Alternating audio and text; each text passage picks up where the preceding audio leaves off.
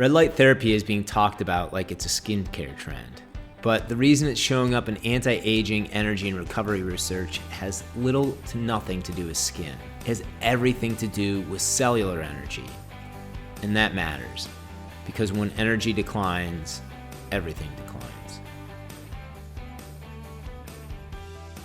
Red light therapy isn't cosmetic technology, it's mitochondrial technology. And once you understand that, you stop asking whether it works, and you start asking what's it actually doing inside the body. Now, this is the part no one talks about.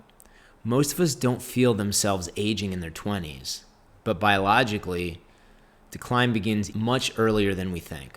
Mitochondria become less efficient, circulation subtly changes, inflammation signaling becomes easier to trigger and harder to shut off. You don't notice it immediately. You just feel slightly more fatigued, a bit slower to recover, maybe more inflamed, just less resilient. Then over time, slightly becomes normal. That's the backdrop red light therapy operates against. What red light actually is doing, it's called photobiomodulation, and it uses specific wavelengths of light to influence cellular function. Now, the two most important ranges are the mid 600 nanometers, and those affect the skin and the superficial tissues. And then there's 800 to 1,000 nanometers. This is near infrared. It affects deeper tissues, think muscles, joints, connective tissues, even nerve structures. Now, this isn't random.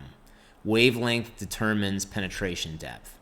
Shorter wavelengths interact more at the superficial and skin level, and these longer wavelengths, they travel deeper, where a lot of aging, injury, and metabolic dysfunction actually lives. At the center of this is the mitochondria, and specifically an enzyme called Cytochrome C oxidase, part of the electron transport chain. That's the machinery responsible for ATP production. ATP, it's not a buzzword, it's the currency of life. Every repair process, every detox pathway, every muscle contraction, every brain signal, they all are ATP dependent. When red and near-infrared interacts with this system, research has suggested it can improve electron transport efficiency. So it supports ATP output. It influences nitric oxide release and helps cells shift out of stress states. And here's the key. Red light isn't forcing the body to do something unnatural. It's supporting systems the body already uses. It's increasing capacity. Yes, red light is associated with collagen signaling, improved skin texture, improved appearance, but that's the surface level. The deeper anti-aging story is about energy decline. Aging accelerates when mitochondria lose efficiency. When ATP drops, repair slows, collagen production weakens, stem cell signaling declines, inflammation just becomes sticky, and oxidative stress accumulates. That's when tissues start behaving older than your chronological age. Red light cannot turn the clock back. It helps preserve the machinery. Cells that can produce energy efficiently can repair themselves faster, they can maintain their structure longer, resist stress, and even communicate more effectively. It's not cosmetic, it's resilience. Healing is an energy event. When someone says they're not healing like they used to, that's not vague. Healing requires that ATP, it requires oxygen, blood flow, and controlled inflammation.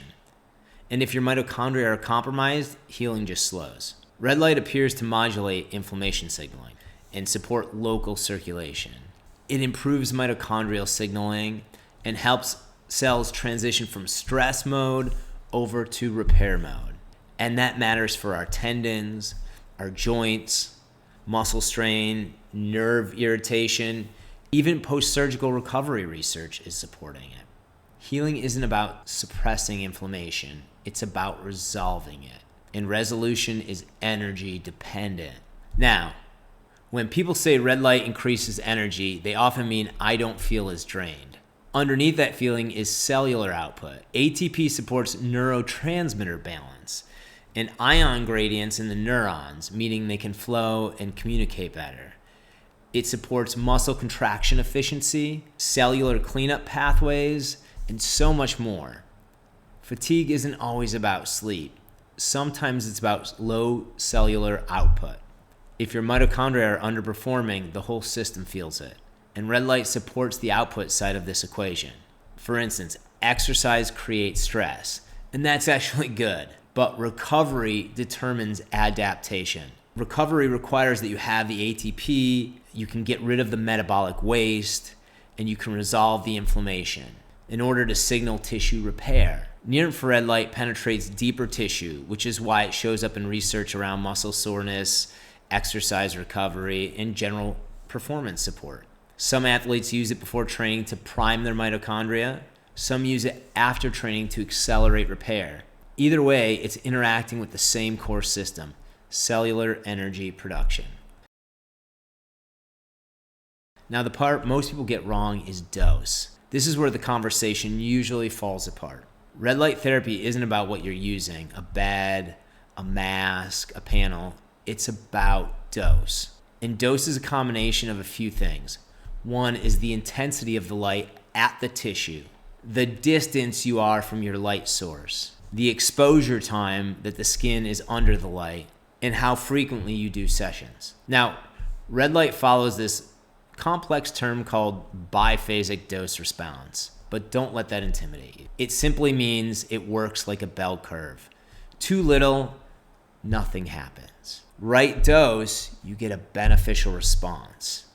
Too much, and the result stalls, or worse yet, blunts. More is not better. Correct is better. Now, consistently only matters once you've dialed in your dose. This is why underpowered consumer devices disappoint people, and why overusing high-powered devices can actually backfire. Your precision matters. Now, some people see early benefits. Their skin improves, their pain decreases, their energy lifts, and then it stalls. It's not because red light stopped working. It's because the mitochondria don't run on light alone. Light is simply a signal. Cells still require oxygen and circulation and nutrients. If oxygen delivery is limited, if microcirculation is compromised, if tissues aren't perfused well, meaning getting well fed with blood, the signals can't fully translate into output. You can't build APT efficiently without oxygen. This is why red light often works best as part of a system. When circulation improves, when oxygen availability improves, the same red light produces a stronger response. That's where exercise with oxygen therapy comes in.